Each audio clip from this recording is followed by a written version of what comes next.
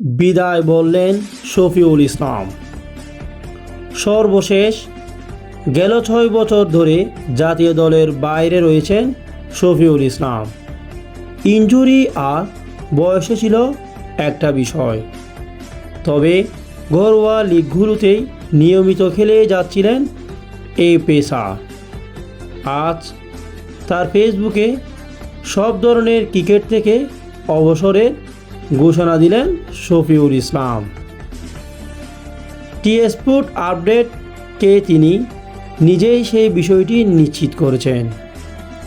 তবে খেলা ছাড়লেও অন্য কোনোভাবে ক্রিকেটের সঙ্গে যুক্ত আছেন কিনা সেটা জানতে চেয়েছিলেন তার কাছে। তিনি বলেছেন, ভালো সুযোগ থাকলে অবশ্যই ক্রিকেটের সঙ্গে ভালো সম্পর্ক রাখবেন এই পেসার। তার ফেসবুকে অবসরের ঘোষণা দিয়ে তিনি লিখেছেন, আসসালামু আলাইকুম। আজ আমার ক্যারিয়ারের সবচেয়ে কঠিন সিদ্ধান্তটি নিতে যাচ্ছি। আমি শফিউল ইসলাম আজ থেকে সকল ধরনের প্রফেশনাল ক্রিকেট থেকে অবসরের ঘোষণা দিচ্ছি।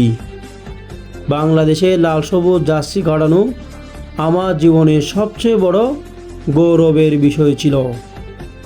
2007 সালে মার্চে লিস্ট এ ম্যাচে ক্রিকেট ক্যারিয়ার শুরু করেছিল শফিউল ইসলাম।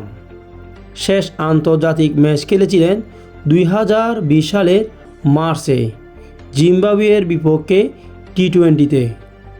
34 বছর বয়সী এই পেসার সব মিলিয়ে 91টি আন্তর্জাতিক ম্যাচ খেলেছেন, নিয়েছেন 160টি উইকেট।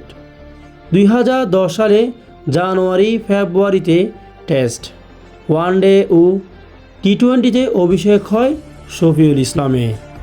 তার ক্যারিয়ারের সেরা পারফরমেন্স ছিল 2011 সালে বিশ্বকাপ মঞ্চে ইংল্যান্ডের বিপক্ষে মাহমুদুল্লাহর সঙ্গে নবম উইকেটে 58 রানের অবিচ্ছিন্ন জুটিতে, যা বাংলাদেশ ঐতিহাসিকভাবে জয় পায়।